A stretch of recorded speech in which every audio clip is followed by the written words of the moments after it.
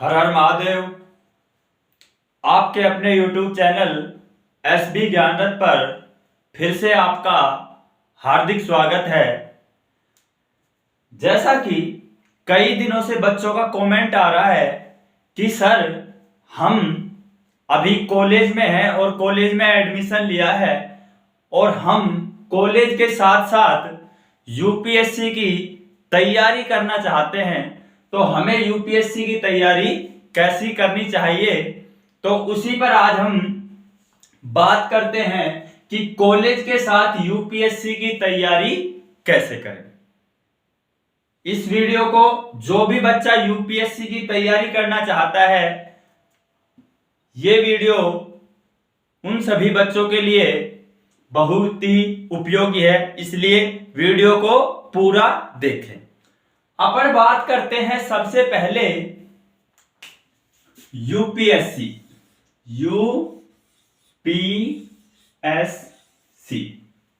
UPSC की full form अपन बताते हैं कई बच्चों को, जैसे जो नए एस्पिरेंट हैं इनको नहीं पता है। अपन बात कर लेते हैं एक बार। Union public service commission, union public service commission, और हिंदी में बोलते हैं इसको संघ लोक सेवा आयोग। भारत की जितनी भी प्रशासनिक सेवा है उनको कौन करवाती है? यूपीएससी। यूपीएससी का गठन 1926 में हुआ था। अब अपन बात करते हैं यूपीएससी। जब आंखों में अरमान लिया, मंजिल को अपना मान लिया, फिर जीत क्या फिर हार क्या, जब ठान लिया तो ठान लिया कि जब यूपीएससी का सोच लिया है, यूपीएससी करनी है, तो फिर बस करनी है, अपने टारगेट पे चलो। अब यूपीएससी के कॉलेज के साथ यूपीएससी की तैयारी करने के बाद में अपन थोड़ा सा रुक के बात करते हैं। पहले ये देखते हैं कि यूपीएससी के एग्जाम का पैटर्न क्या है, कि यूपीएससी किस किस प्रकार से परीक्षाओं की आयोजन करवाता है। तो यूपीएससी अपने एग्जाम 3 टाइप में कलेक्ट करता है। जो भी बच्चा यूपीएससी की तैयारी करना चाहता है उसको क्या है, यूपीएससी 3 चरण में एग्जाम लेगी उससे। पहला जो चरण होगा उसको बोलते हैं प्रारंभिक परीक्षा। प्रारंभिक परीक्षा। दूसरा जो चरण होगा वो होगा मुख्य परीक्षा। मुख्य परीक्षा,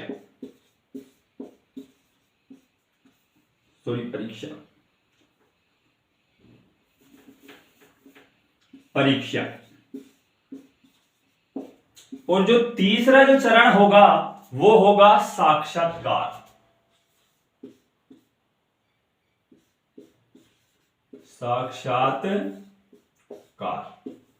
कि यानी यूपीएससी जब एग्जाम लेती है वो 3 चरणों में लेती है। पहले आपकी प्रारंभिक परीक्षा होगी, उसके बाद मुख्य परीक्षा होगी, और तीसरे चरण में होगा आपका साक्षात्कार। और उसके बाद आप आईएएस आईपीएस ऑफिसर बन जाएंगे।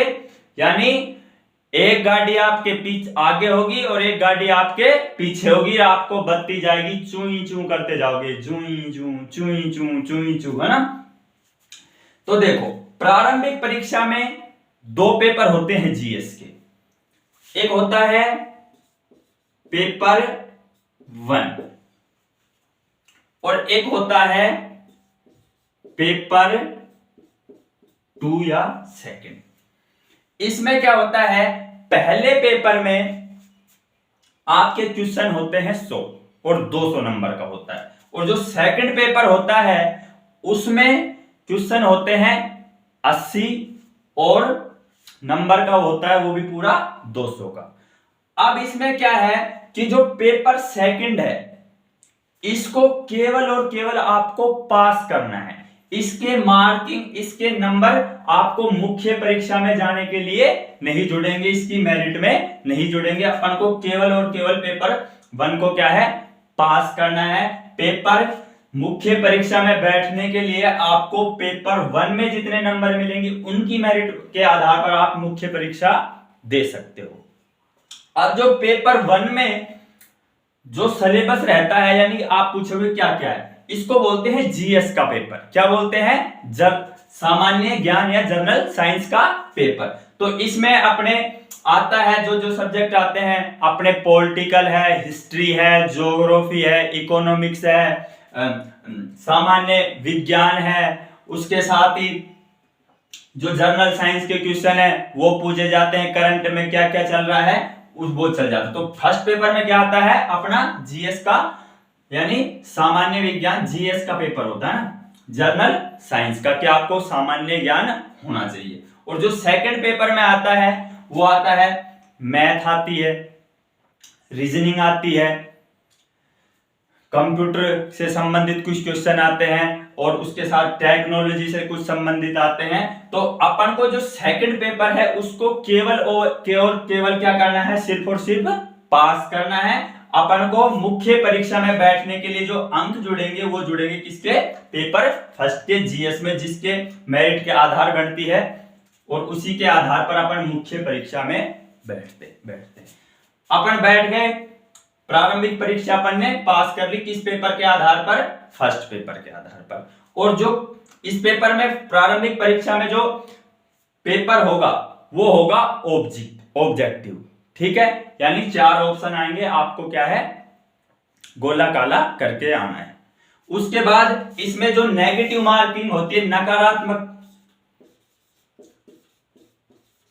नकारात्मक अंकन होता है। नकारात्मक जो अंकन होता है 1/3, यानी 3 क्वेश्चन गलत करने पर आपका 1 अंक काट लिया जाएगा। ऑब्जेक्टिव होगा और नकारात्मक अंकन होगा। इस परीक्षा को अपन ने इस पेपर के आधार पर, आपके पेपर में अच्छे नंबर आ गए तो आप इस परीक्षा से आप कहां पर बैठ गए हो? मुख्य परीक्षा में। यानी जो भीड़ है वो किसने कम कर दी? पेपर फर्स्ट ने, प्रारंभिक परीक्षा ने।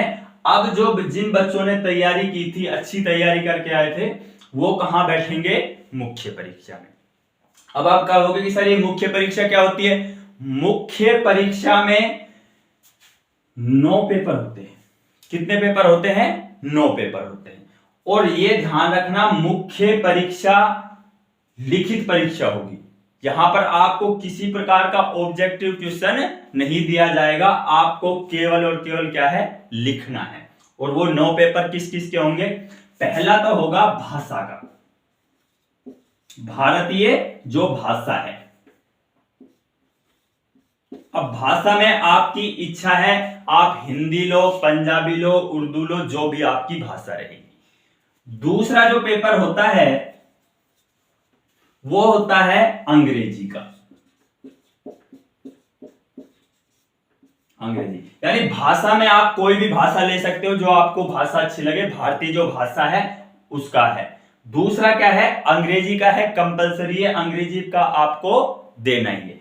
अब ये जो दोनों पेपर होंगे वो 300 अंक के होंगे, 300 अंक के होंगे। इन दोनों पेपरों को अपन को केवल और केवल क्या है? पास मार्किंग नंबर लाने हैं। इनके क्या है? नंबर नहीं जुड़ते हैं। इन दोनों पेपरों में केवल और केवल भाषा के पेपर में और क्या है? अंग्रेजी का जो कंपलसरी है देना पड़ेगा, उनमें अपन को केवल और केवल क्या है? पास मार्किंग नंबर लाने हैं मुख्य परीक्षा में। यानी मुख्य परीक्षा से साक्षात्कार में जाने के लिए आपको इन पेपरों के नंबर नहीं जुड़ेंगे, आपको पास करने जरूरी है। उसके बाद जो तीसरा पेपर होगा वो होगा निबंध का। निबंध यानी जो तीसरा पेपर होगा वो होगा निबंध का। आपको निबंध लिखवाए जाएंगे ना, ये होगा 250 अंक का। उसके बाद चौथा पेपर होगा, 5वां होगा, 6वां होगा, 7वां होगा और 8वां होगा। और क्या होगा? इधर नहीं दिख रहा तो मैं यहां लिख देता हूं, 9वां पेपर होगा। ये सभी पेपर कितने कितने नंबर होंगे? 250 250 250 के, ठीक है।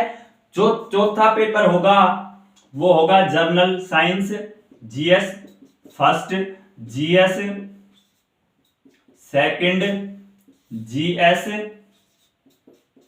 थर्ड और जीएस फोर्थ।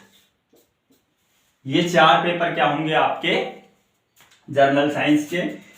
ये भी 250 का, सभी पेपर कितने के होंगे 250 250 250। अच्छा, अब अपने पास पेपर बच गया, पेपर नंबर यहां लिख देते हैं ना, यहां दिख नहीं रहा है, 8 और 9। अब जो पेपर 8 और 9 पेपर होगा वो होगा आपका वैकल्पिक विषय। क्या दोनों पेपर क्या होंगे आपके वैकल्पिक विषय, यानी जो विषय आप चुनोगे, जो चाहिए से आपको ज्योग्राफी अच्छा लग रहा है, चाहे पॉलिटिकल लग रहा है, चाहे मैथ लग रहा है, जो भी विषय आपको अच्छा लगे वो आपको वैकल्पिक चुनना है। 8वां और जो 9वां पेपर होगा वो कौन सा होगा, वैकल्पिक विषय का होगा, वैकल्पिक विषय। और ये भी किसका होगा, वैकल्पिक विषय, जो भी आपको अच्छा लगे। और ये भी कितने का होगा 250 का होगा, और ये भी कितने का होगा 250 का। यानी आपको मुख्य परीक्षा पास करने के लिए इन 2 पेपरों के तो अंक आपके नहीं जुड़ेंगे, केवल और केवल क्या है 300 जो भाषा का है और अंग्रेजी का है, ये अपन को केवल और केवल क्या करने हैं, पास मार्किंग लेकर। लेकिन जो अपने ये 7 पेपर हैं इनके नंबर आपके क्या है, मुख्य परीक्षा को पास करने के लिए जुड़ेंगे, यानी मेन मेरिट में जुड़ते हैं। तो क्या है, तो भाषा के हो गए, चाहे आप भाषा कोई भी ले सकते हो, हिंदी लो, इंग्लिश लो, उर्दू लो, पंजाबी लो, जो आपकी इच्छा हो भारतीय भाषा में से। उसके बाद अंग्रेजी का अनिवार्य है, उसके बाद निबंध का होगा, जीएस फर्स्ट का होगा, जीएस सेकंड का होगा, जीएस थर्ड का होगा, जीएस फोर्थ का होगा। और उसके बाद 2 पेपर होंगे वैकल्पिक विषय, जो विषय आपने चुना है, जब फॉर्म भरते हैं उस टाइम चुनवाते हैं। ठीक है, ये बात हो गई। यानी ये जो मैटर हो गया वो हो गया 1750 अंक का। जो आपकी मुख्य परीक्षा होगी वो कितने की होगी, 1750 अंक की। अब आपने जिस बच्चे ने मुख्य परीक्षा को पास कर लिया है उस बच्चे को बुलाया जाएगा साक्षात्कार के लिए। अब ये पूछोगे सर साक्षात्कार में क्या होता है, साक्षात्कार में आपके पर्सनैलिटी को चेक किया जाएगा कि आप कैसे, कितना अच्छा बोलते हो, आपका चलने का अंदाज क्या है, आप लोगों से अटैच कैसे होगे, जनता के सामने जाओगे जब उनसे जुड़ोगे कैसे। साक्षात्कार में आपसे क्या है, वैकल्पिक विषय के बारे में पूछा जाएगा जब जो साक्षात्कार करता होगा। उसके अलावा जो वर्तमान में करंट से संबंधित जो मुद्दे चल रहे हैं उनसे संबंधित पूछा जाएगा। आपकी पर्सनैलिटी को क्या किया जाएगा, चेक किया जाएगा कि ये व्यक्ति यूपीएससी लायक है या नहीं है। तो साक्षात्कार जो होगा वो होगा साक्षात्कार। तो क्या नहीं, आपने सबसे पहले प्रारंभिक परीक्षा पास की, उसके बाद आपने किसको किया, मुख्य परीक्षा को पास किया, उसके बाद आपका क्या होगा, साक्षात्कार। जो साक्षात्कार होता है वो होता है 275 अंक का, 275 का होता है साक्षात्कार। और ये तीनों ही परीक्षाएं, तीनों प्रारंभिक परीक्षा, मुख्य परीक्षा और साक्षात्कार होने के बाद आपकी एक मेरिट बनती है। किस किस के आधार पर, 1750 तो ये है और 275 ये है। इनके आधार पर आपकी मेरिट निकाली जाती है और जो बच्चे सेलेक्ट हो जाते हैं वो यूपीएससी सेलेक्टर कहलाते हैं। जो टॉप रैंकर होते हैं उनको क्या मिल जाती है, आईएएस मिल जाता है, और जो सेकंड रैंक पे आते हैं उनको क्या मिल जाता है, आईपीएस मिल जाता है। और इस प्रकार आप बन जाते हो आईएएस और आईपीएस, यानी आप बन गए अब प्रशासनिक अधिकारी। ये तो रहा है यूपीएससी का पैटर्न। अब अपन बात करते हैं, अपने टॉपिक पे आते हैं कि कॉलेज के साथ यूपीएससी की तैयारी क्या करें, है ना। इसको देख लेना थोड़ा सा। यूपीएससी इस प्रकार से अपना पैटर्न है जो यूपीएससी की परीक्षाओं में होता है। हाँ, आप जो भी आप वीडियो जिस चीज के भी बारे में जानना चाहो आप कमेंट में कर दिया करो, है ना, उसी के ऊपर अपन वीडियो लेके आ जाएंगे।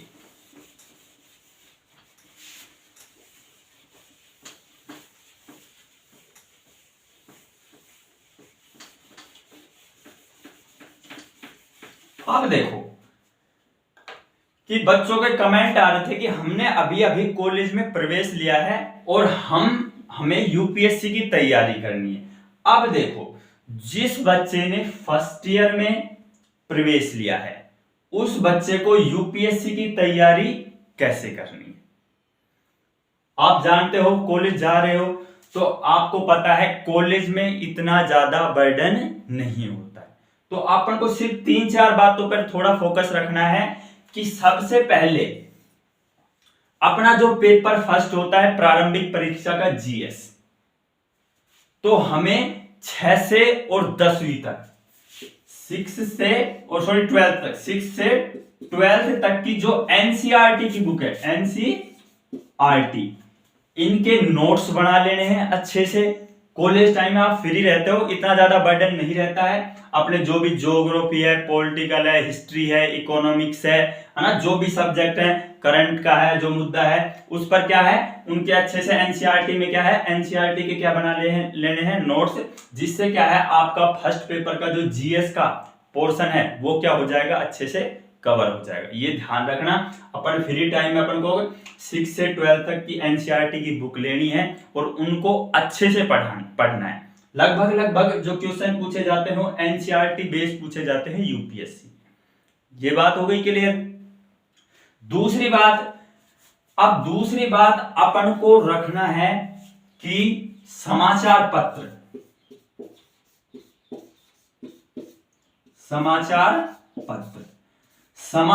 पत्र को अपन को रेगुलर पढ़ने की आदत डालनी है। क्यों डालनी है?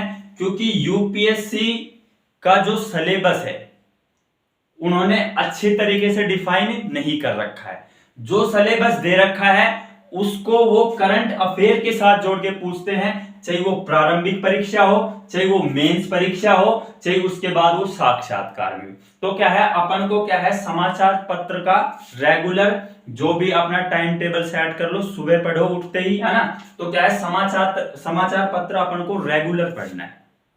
ठीक है, ये बात हो गई। तीसरी जो बात है,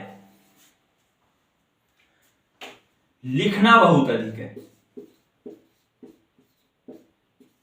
क्या है? आपको अधिक से अधिक लिखने की प्रैक्टिस करनी है। जितना हो सके आपको लिखना है, यानी अपने मन में आया कोई टॉपिक आ गया या कोई भी वर्तमान समय में कोई मुद्दा चल रहा है तो उस पर क्या है अपन को लिखना है और लिमिटेड लिखना है, यानी जो शब्दों की सीमा हो वो निश्चित करके लिखना है उस टॉपिक के बारे में।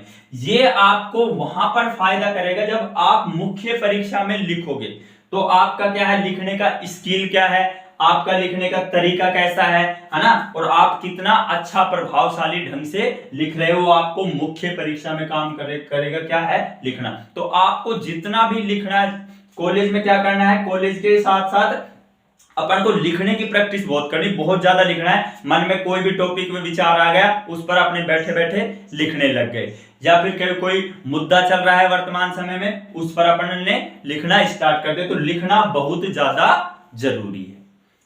ठीक है।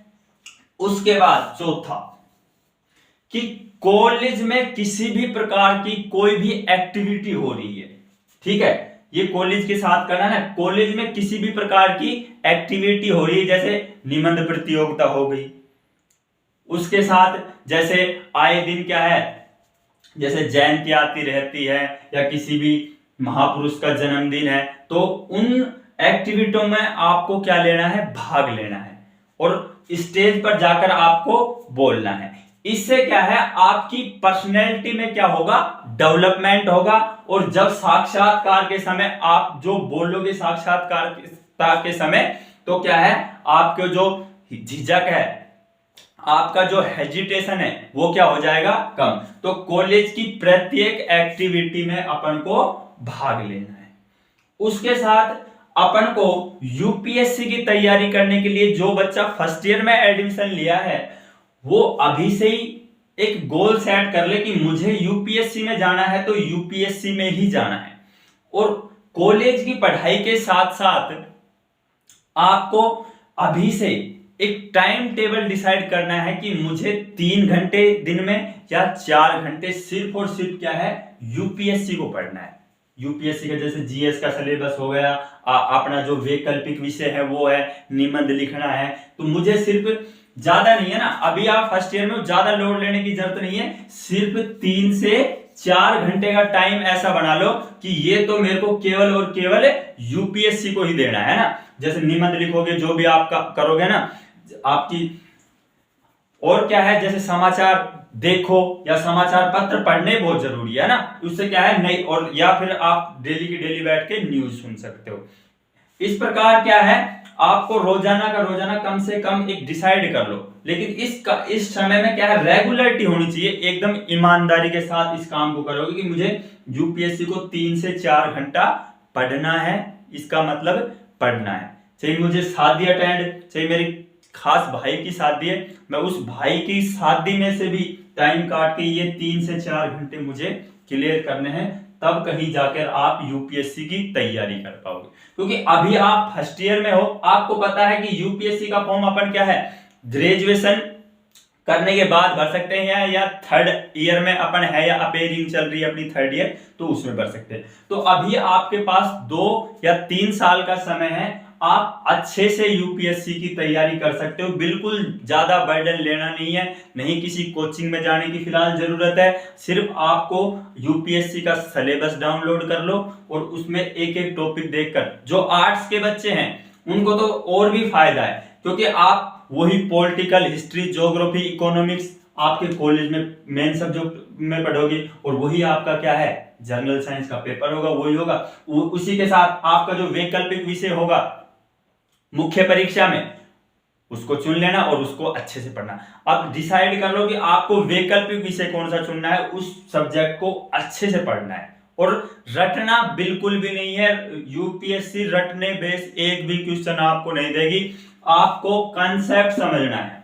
यूपीएससी केवल और केवल क्या है कंसेप्ट के आधार पर ही क्वेश्चन आपसे पूछती है। तो इस प्रकार से आप, कॉलेज तो आपका साथ साथ चल ही रहा है, आपका समय भी खराब नहीं होगा, आप यूपीएससी की तैयारी भी आसानी से कर सकते हो। तो मैं मानता हूं कि जो जो बातें मैंने आपको बताई है वो आपके समझ में अच्छे से आई होंगी। जो चीज आपके समझ में नहीं आई वो कमेंट पे छोड़ देना, और अगर आपको वीडियो अच्छी लगी है तो इसे लाइक करना, और अपने चैनल एसबी ज्ञानरथ को सब्सक्राइब करें। और एक साथ एक बात और बोलता हूं कि अगर आपको वीडियो अच्छी लगती है ना तो इसे ग्रुपों में शेयर कर दिया करो, है ना, जिससे क्या है आपके जो साथी भाई बहन है उनको भी इस चीज का लाभ मिल सके। तो इसी के साथ जय हिंद, जय भारत।